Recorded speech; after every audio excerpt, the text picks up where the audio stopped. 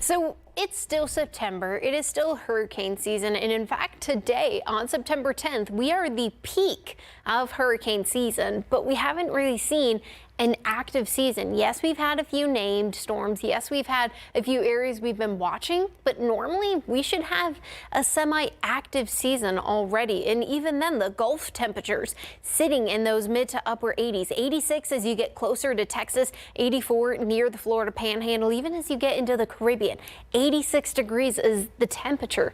So why aren't we seeing the warmer temperatures, especially on average every year? We see about 7 hurricanes. 3 of them are major hurricanes and 14 named storms. This year, the National Oceanic Administration and NOAA have continued to say we'll have 13 to 19 named storms, and 6 to 10 of them are hurricanes and 3 to 5 are major. So it's still normally compared to average, but we haven't seen any.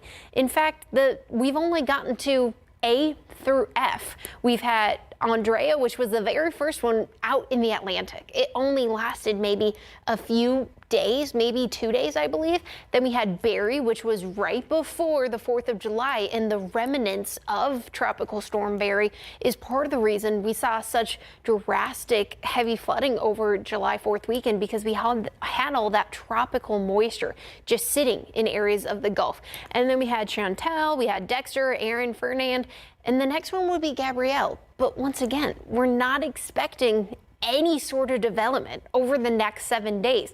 The Atlantic basin is very quiet.